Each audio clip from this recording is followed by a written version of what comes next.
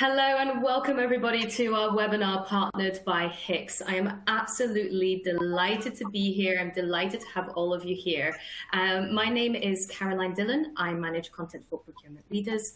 And today I am absolutely thrilled to have two amazing panelists with me. We have Costas Xyloyiannis, CEO at HICX. And we also have Andrea Sordi, who is Academic Director, Global Supply Chain Management Clinical Professor at Haslam College of Business, University, Tennessee. How are you both doing today? Are you good? All good, thank you. Brilliant. So, as you will have seen from our registration page, this specific session is part of a wider series looking at driving your ESG strategy forwards, overcoming climate and cost pressures, all of that using supplier innovation. So throughout the series, we've already had a very strong focus on tackling your Scope 3 emissions. We are also going to be looking at various different frameworks and how to reduce risk and costs. We're going to be having case studies, examples of metrics, and success stories, and much more. But today, we are going to be looking specifically at how to innovate your supply chain relationship management and how to really gain transparency and manage risk throughout your supply chain. So as you can see on the screen before me, this is an idea of what we are going to be looking at today. We are going to be looking at the idea of personalization. So essentially, we are really going to be delving deep into how you can really engage your suppliers, interact with your suppliers, really create that transparency and mitigate risk within your supplier chain, and creating that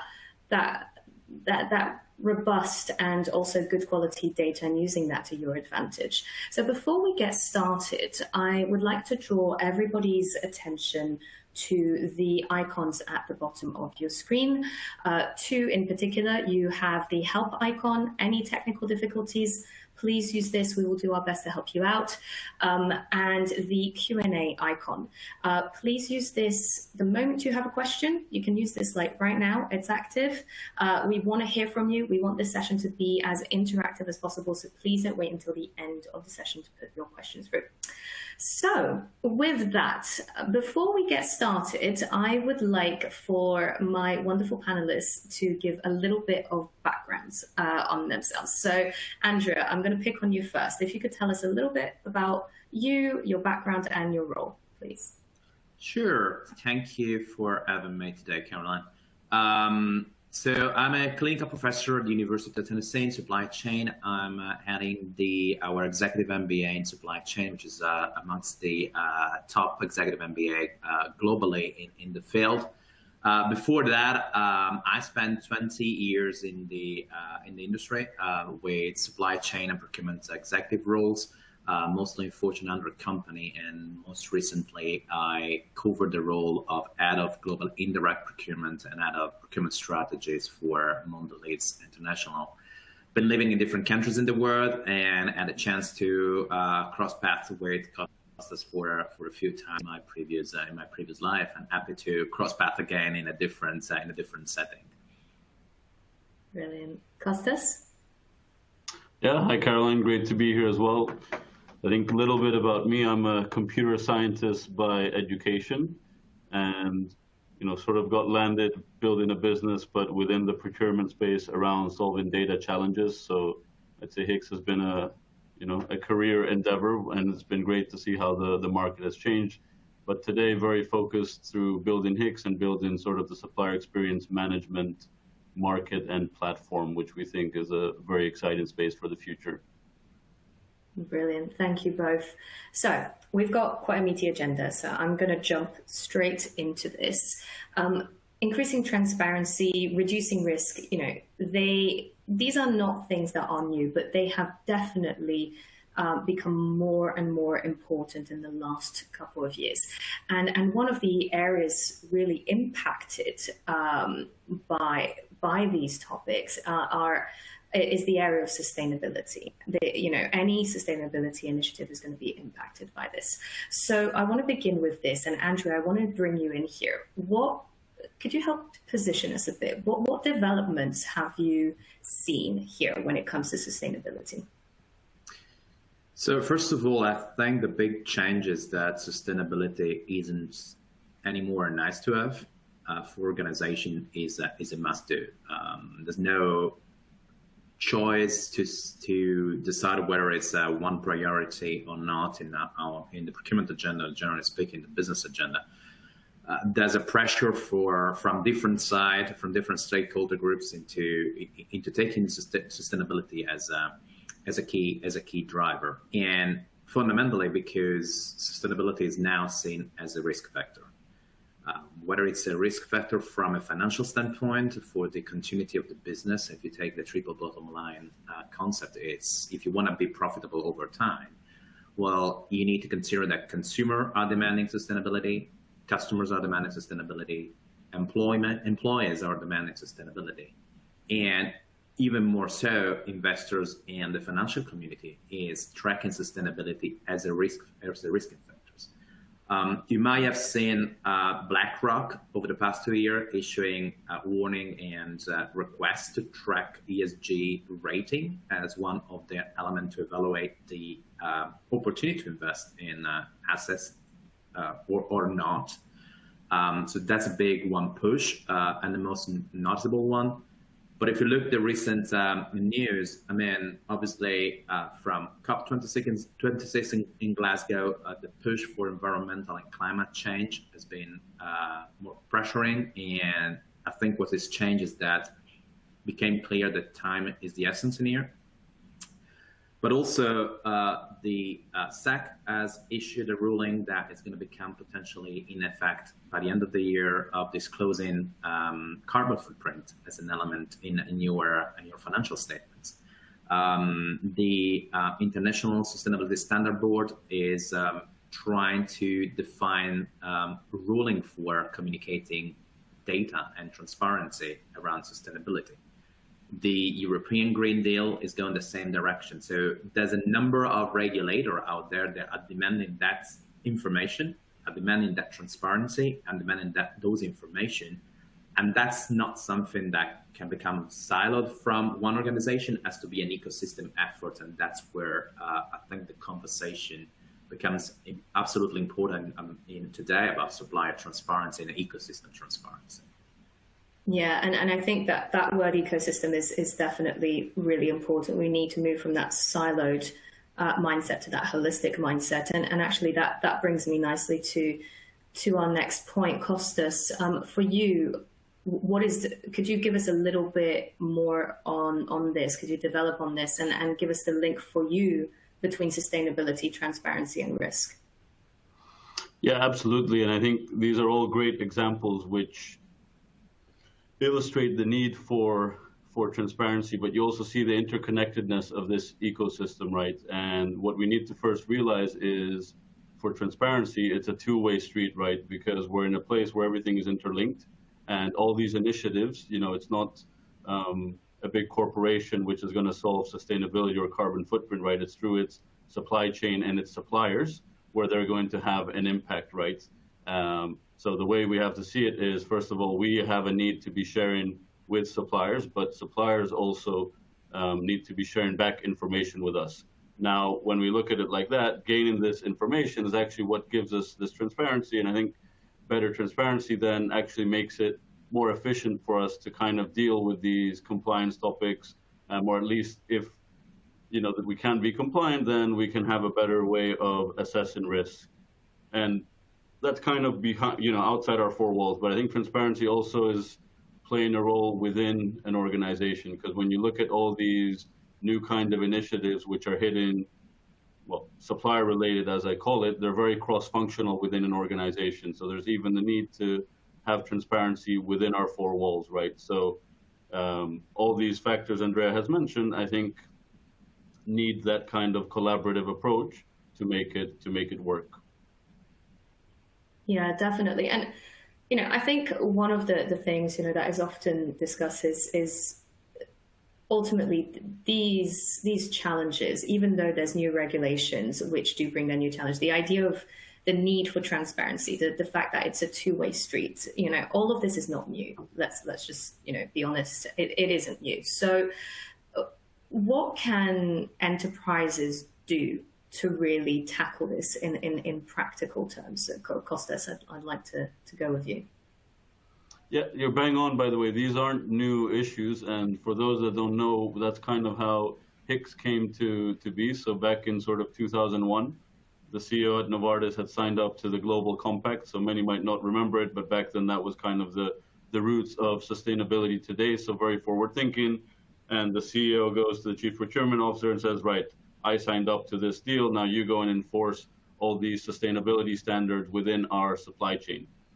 So this has been around, right? And the challenge they had there, by the way, which is kind of where we got landed in the industry, his first issue was, well, who are these suppliers?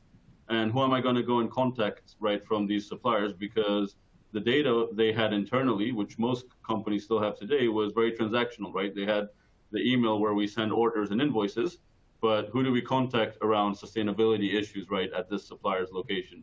So, and there was no shortcut then, right? But the answer here is also fix your data, right, is the quick answer. And again, this isn't a new topic, right? We know that this has been around for a long time. PL surveys, Deloitte surveys have kind of been ranking that. I think what's changed, though, is people are seeing that inaction is no longer really an option. So for us, if you want to kind of go down this route using that, simple example of how we got into this business is you need to establish this kind of foundation, right, of data and being able to drive transparency and drive automation also in your processes, and realizing that if you want to be more automated, you also have to be more data driven. And if you don't address it, I think you're kind of failing your organization, right? And you're not keeping up with the way which I think supply chains are going to be operating in the future, which I think is more data driven, more automated. Yeah, definitely. Andrea, what are your thoughts on walking the walk, so to speak?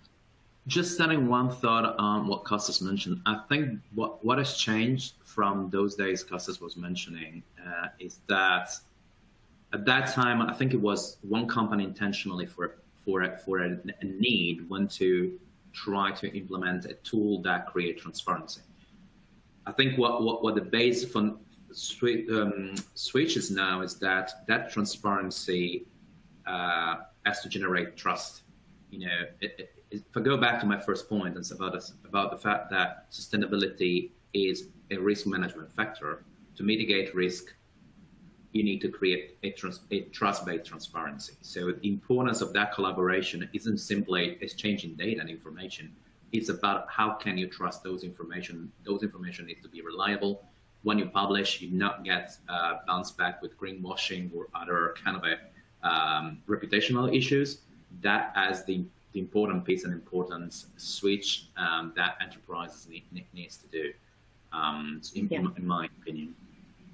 Yeah, definitely. And I'd like to elaborate a little bit on this because, Costas mentioned data and you mentioned the idea of tools. And I think, that we need to have that extra layer, and that's the collaboration side. It's the importance of collaboration has become paramount, and, linking collaboration with data is incredibly important. So Andrea, I'd like to stay with you on this. What are your views here on these areas? Well, definitely. I think first of all, I think when you're talking about collaboration, a lot of people think about supplier relationship management. In my opinion, that's an old terminology. Relationship to me means that you're trying to make your marriage survive. For me, it's more about partnership. You need to create those collaborations that are intimate. Then you can decide how far that partnership goes, how deep that partnership is established. But that's fundamentally the change and the switch that has to happen. My point, I do think that we live in a world where there's oceans and oceans of data. We are overwhelmed about information. I think the challenge is going to be what kind of information, what kind of data are you looking at? What's the purpose you're looking at the data, and try to make it a choiceful selection of what information are you looking, what information are you sharing, what insights are you taking from those transactions, those shares of information? I implemented a supplier portal back in my days, but that was a business reason why we did that. A real purpose of that sharing of information and data isn't by the fact that I'm just transferring inputs from one side to the other. And the other thing is that very often I've seen organization getting a little bit blocked and concerned about those type of investment because the data aren't clean enough, weren't good enough. My take is that it is an approach 80-20. As long as you have 80% of the information you need for the purpose you need good enough to go, just use it, get the business going, and then you can improve, elaborate, and build on that. Don't wait to be perfect before starting the game, because then it's never gonna happen. Yeah, definitely. And Costas, before we kind of like delve a little bit deeper into the data, what are your thoughts on this? To repeat Andrea's sentence, supplier relationship management being more the marriage, and that we should look at the idea of partnership. Like, what are your thoughts here? No, I totally embrace that concept. This is why we've also evolved a little bit more, and we are more focused on looking at supplier experience, right? And the thinking behind that, by the way, is very similar to, if I use an analogy, employee experience 50 years ago, right? We thought, be thankful you have a job, right? That was kind of the mantra. Today, people realize that if we take a different approach, we can, have more effective output from our employees. And I think companies are having a similar view around this partnership element, that if we enable our suppliers to be more effective, more efficient, because we actually sometimes make it hard for them, then actually they can bring back a saving or they can add more innovation. So I really think it's a two-way street, and I agree with Andrea. SRM is very old. It's also, it has meant so many different things within our procurement space, right? It means something different to everyone you speak, what it actually means. So I think it's very confused as well. So the idea of partnership, the idea of focusing on the experience are definitely things which I think resonate in today's world. Yeah, definitely. And if I want to... Sorry, I can add one thing. When I'm saying partnership, doesn't mean that you need to partner with everybody. You need to be choiceful and purposeful of what you do. So there's a minimum collaboration that needs to exist, and the minimum ecosystem that needs to exist, and then you can deep dive in depth with whom you want. But that ecosystem has to be built on more than simple relationship. Yeah, definitely. And yeah, I think that's, you guys have both nailed it. It's like we were saying earlier, it is very much the idea of that two-way street. It's about, helping the suppliers to help yourself. And that goes with partnering, that goes with having the right tools, that goes with, like you said, Andrea, not waiting for things to be perfect, to actually get started, pick something and get started.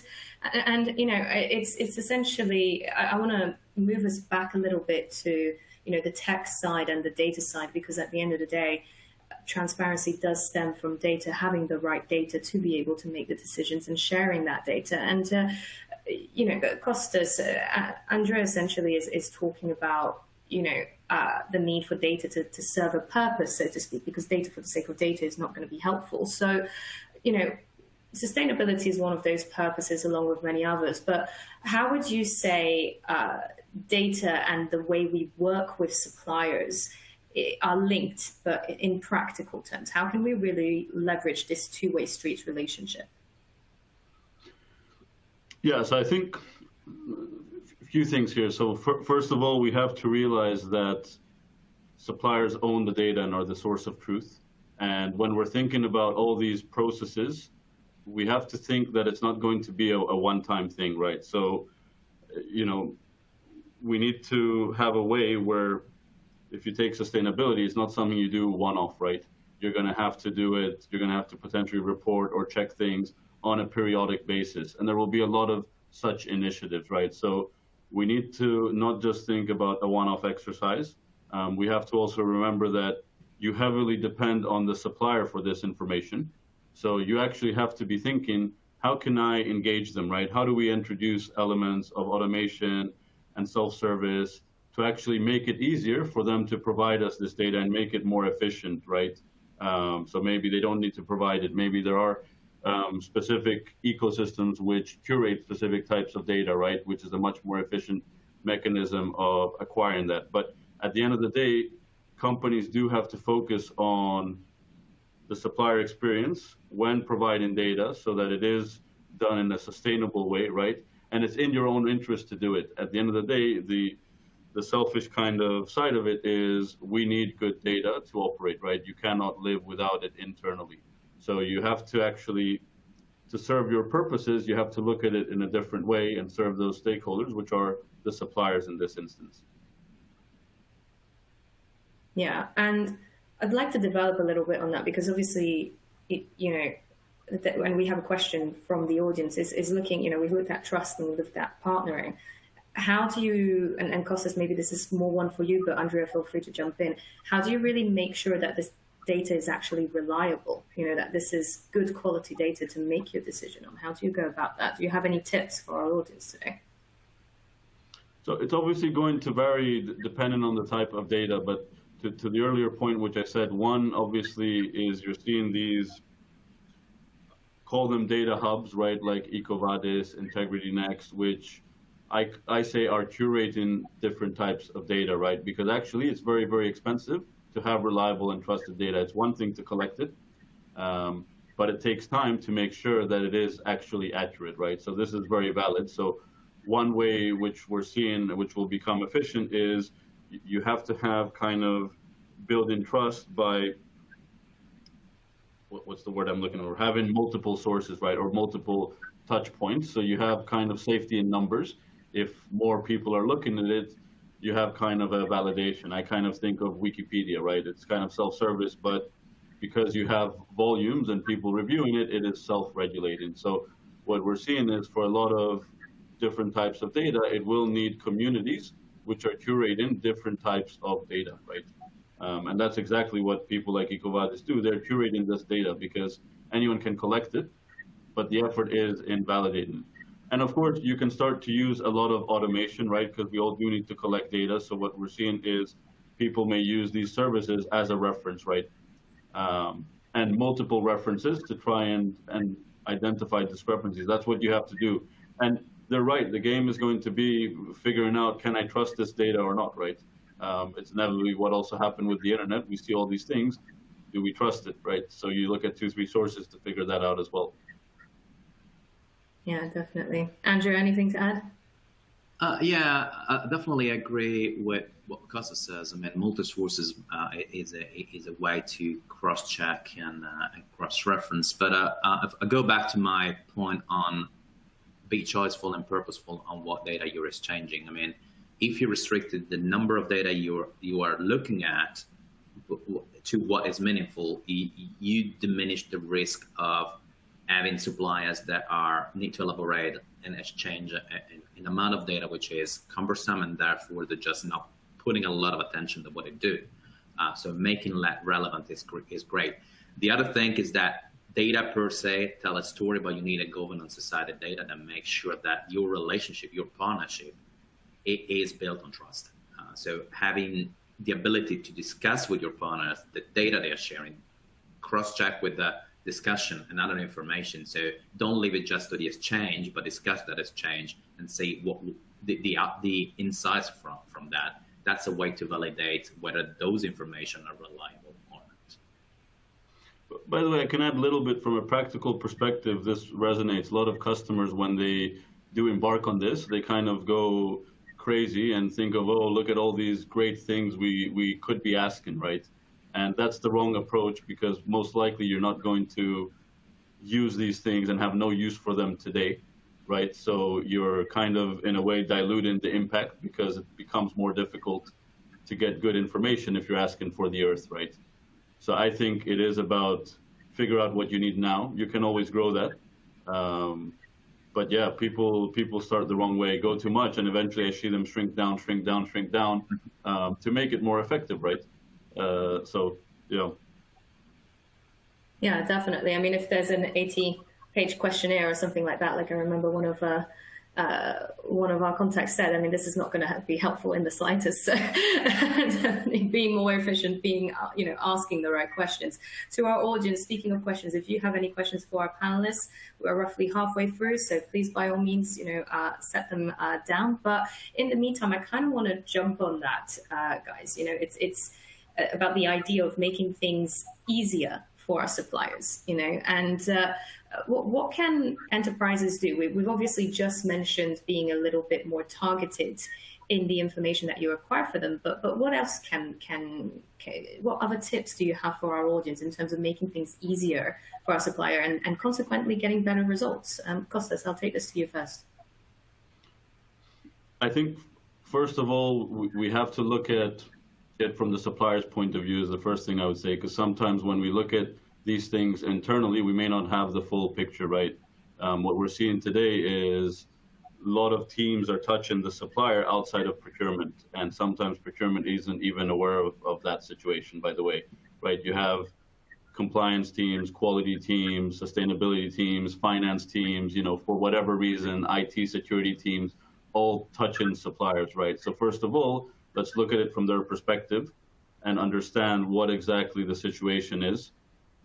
And then if you think of that kind of state, which most large companies are, you then need to think of how do I simplify and establish a single channel, right, which can be trusted with my suppliers. For us, this goes a long way in the journey. Today, suppliers are also bombarded by multiple channels, makes it very, very efficient. And then if you can focus on a single channel and approach like a portal, right, then you need to be quite proactive to drive engagement. And people forget this. And I've seen customers who've done this very successfully.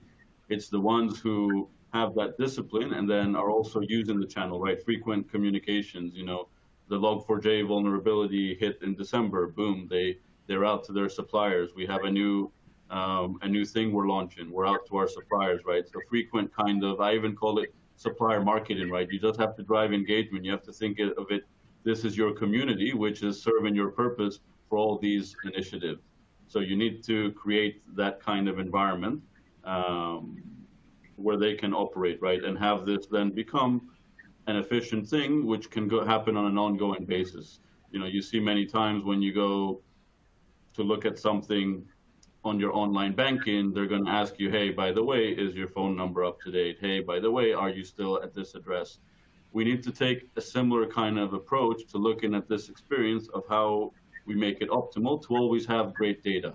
And the big thing I've seen is customers who establish channel can drive just ongoing engagement have been very, very successful at driving that kind of behavior with their suppliers, right? Because the supplier knows if I keep my data up to date, I'll get paid quickly, I'll be informed of everything, I'll know everything in advance. It's that kind of thing.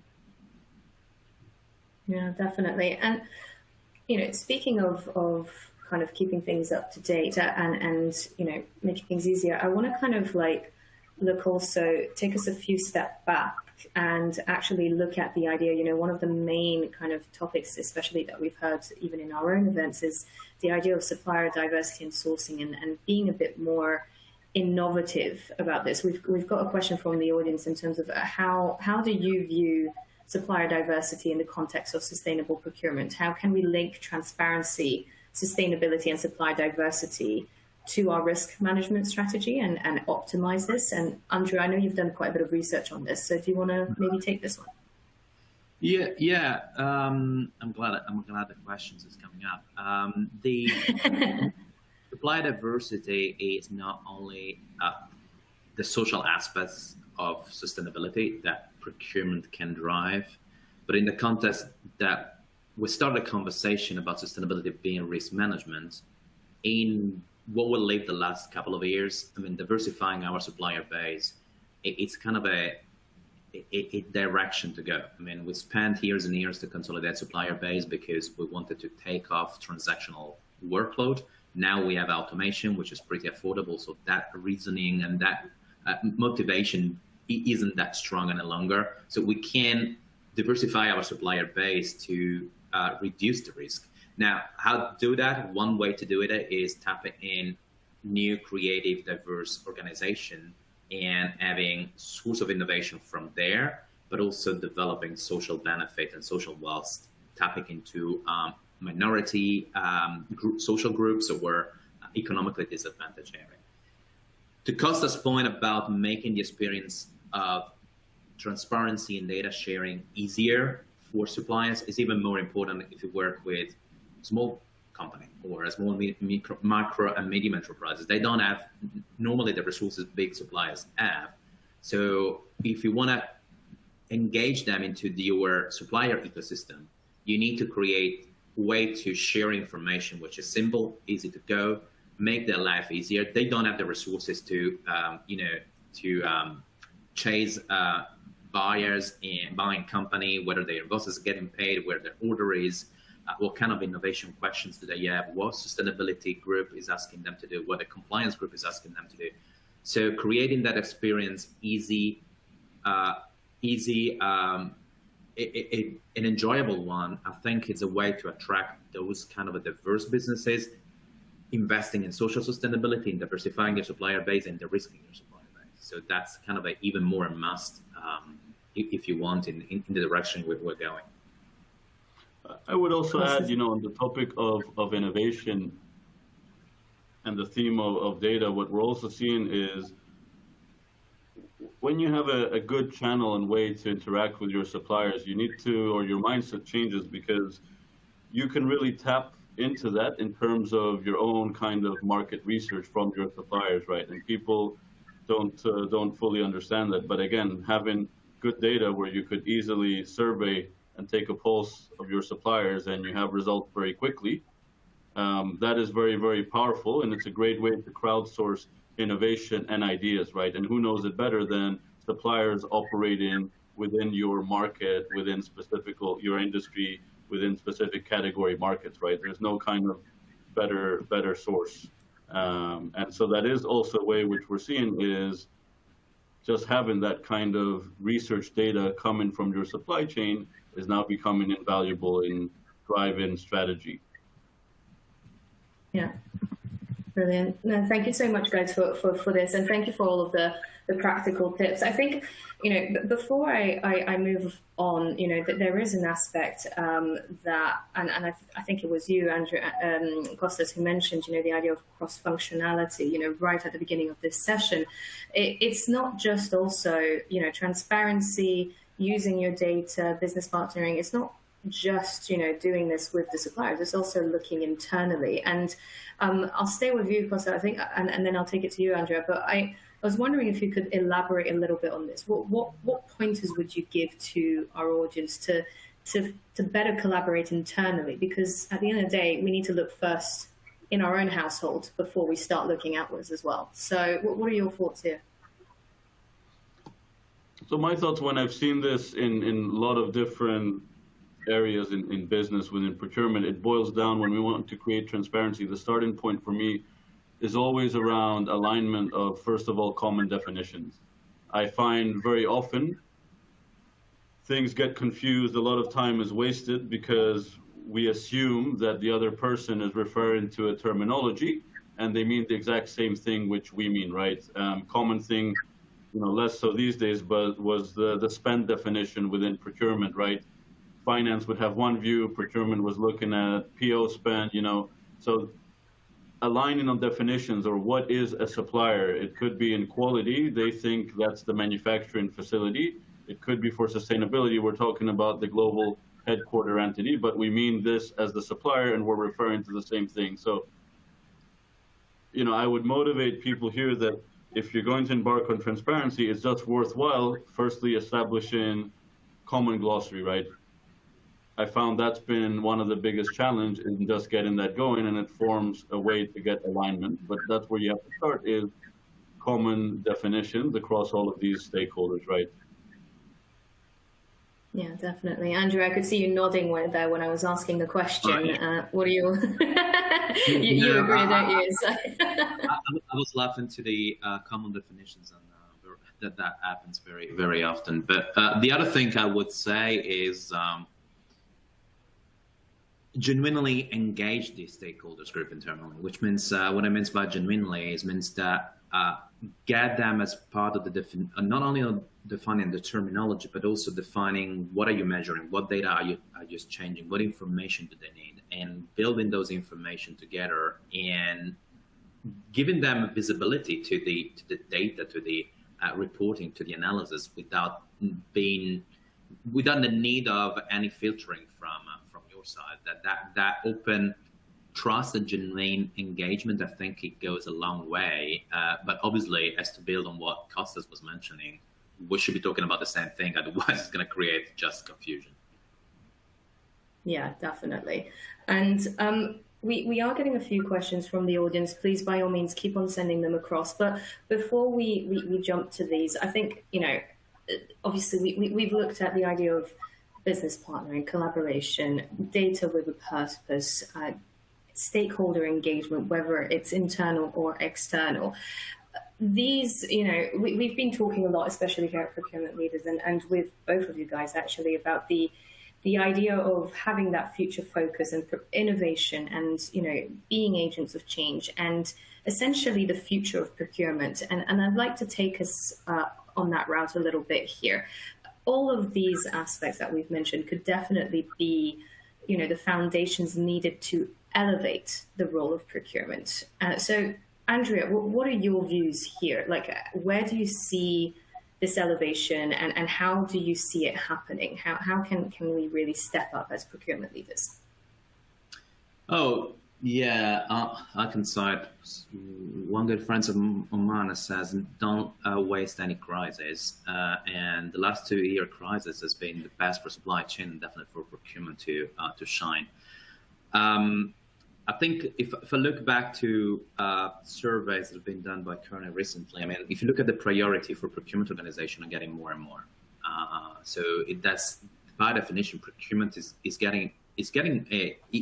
becoming really a strategic asset for organization. Whether we look at top line, you look in bottom line, you look in risk management, you're looking at reputational requirements. I think where I see procurement organization going is on three, and what they need is three main aspects. One, which has been talking about for the last 40 minutes or so, which is visibility, transparency, and the ability to build on information and get insight and decision making. Creating those ecosystems for collaboration and partnership.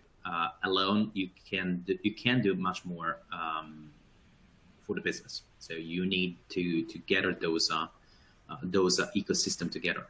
And the last thing is innovation, but not innovation in the sense of product innovation, services innovation. Is a framework of innovative approach. How you go to market, how you partner differently with supply, how you leverage data and transparency differently, how you approach sustainability in a different way. And again, in a purposeful way. I was saying here at questions about how you calculate carbon footprint and making sure that suppliers have the right information. Well, being purpose in what are you looking at in calculating carbon footprint? Carbon footprint, especially scope 3, can be everything and nothing. So be choiceful to map what exactly you want to do and what you have the ability to measure, and then start from there and then eventually expand. So really create that collaboration, visibility, and innovative approach that drives you to the finish line, and then you can expand even further as you go. And Costas, I'm curious, what are your thoughts on this? What future do you see for procurement? Well, so I think future for procurement is starting to get much more exciting, especially recently. I think you may be, or I read it earlier, but it's been the first time that Deloitte CPO Survey has, for the first time since 10 years, listed something else as the biggest priority other than cost. And I think it came out as risk. I don't remember which one it was. So I think, first of all, seeing that the conversation is moving is definitely great. And I think we're also seeing new approaches being looked at. Now, we are personally very excited about this idea of hyper-segmentation, and builds on the things we've been talking about. And maybe it's worthwhile to explain this a little bit of how we see it. But segmentation's been around, but we're not seeing it in the traditional way of procurement, where you're looking at classifying your purchasing portfolio as strategic, preferred, active vendors. What we're seeing is you need lots of different segmentations. There's a risk segmentation of your suppliers. There's a sustainability. There's an innovation, right? There's loads of combinations and permutations out there in terms of how you're managing all these different aspects. And we think that's going to be key for the future, right? To drive a lot of these things in a very automated way.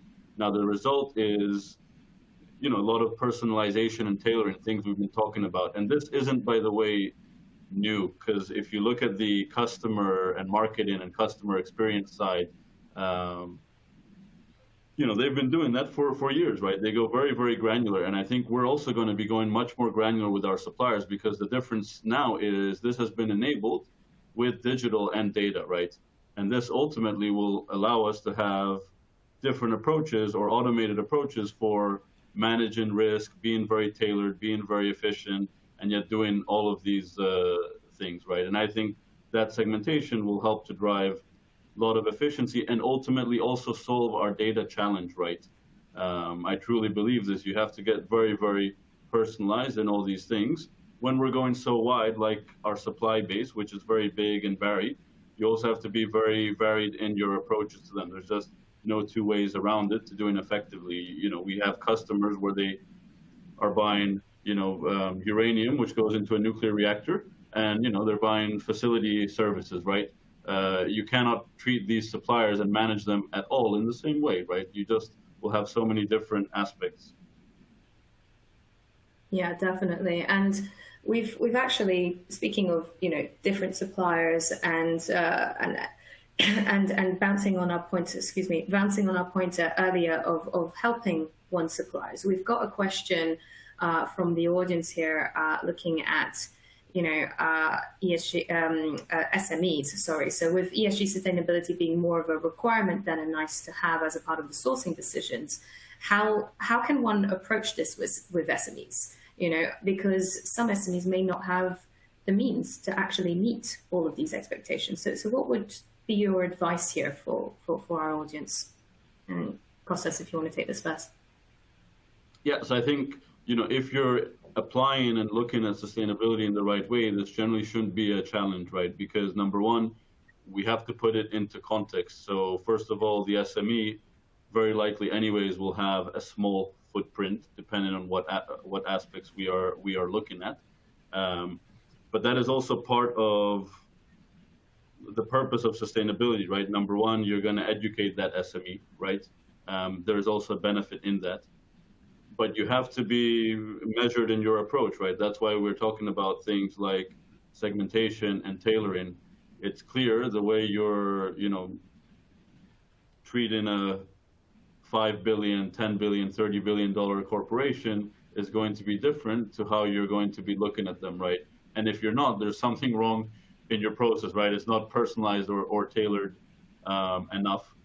And then if truly it is a sustainability risk, part of the sustainability challenge is to help to develop that supplier, right? And companies that really do sustainability well, apart from the automated and the risk management aspects, eventually they also pick specific areas where they go and help solve those challenges, right? Because it's also in their interest. Sustainability, don't forget, is a long-term economic benefit, right? If you take a company, this is easiest understood with this example, which makes paper or boxes. Obviously, if you run out of forests, you're going to run out of a business, right? So sustainability here is looking at it from, if I want to have a future as a business and a market, well, I have to make sure that there are trees in the world, right? So again, it's a self-serving prophecy. That's why people have to see it. Everything is interlinked. You have to look at the future of your business, and that's why sustainability is important, not just for doing good and all these things, but ultimately you won't have a business if you don't address the sustainability challenges, right? So it is in your interest to do something about it. Sorry, deviated a bit from the SME, but hopefully I did answer the SME topic in there as well.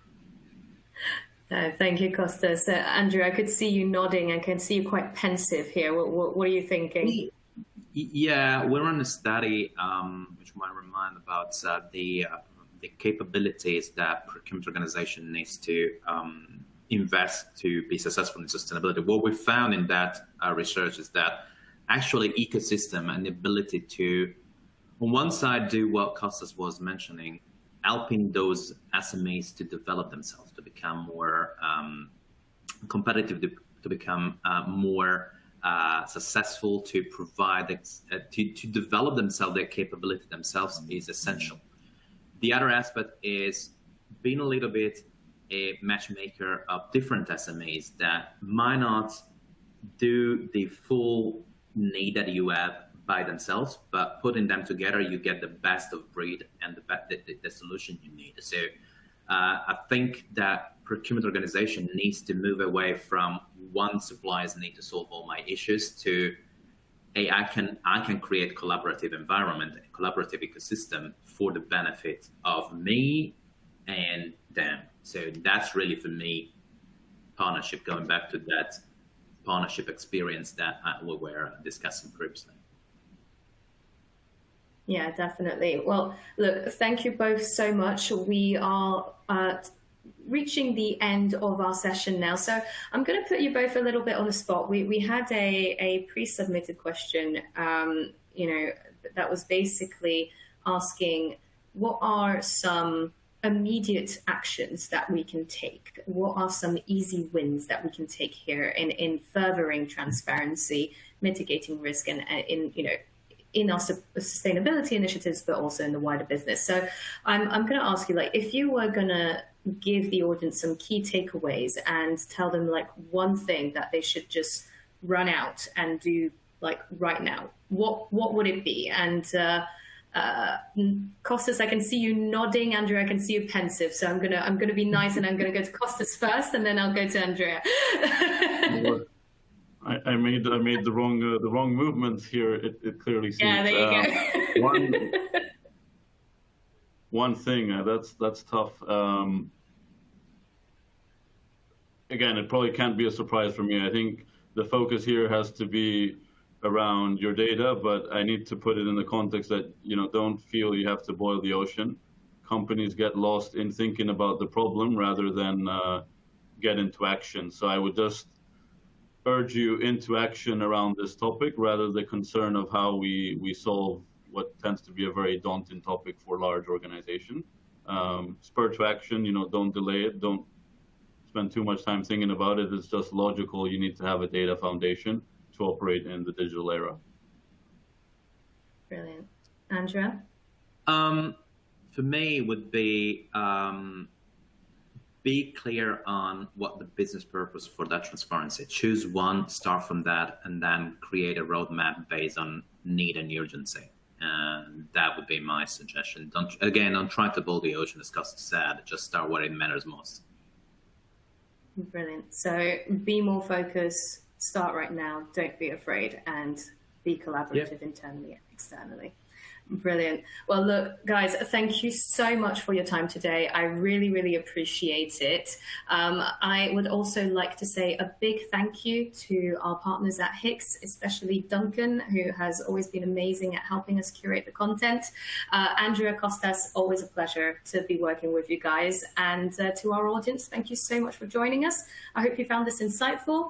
As I said, this is a part of a series, so go check out our website to find out what we have next. And I hope to see everybody soon. Take care. Thank you. Bye-bye.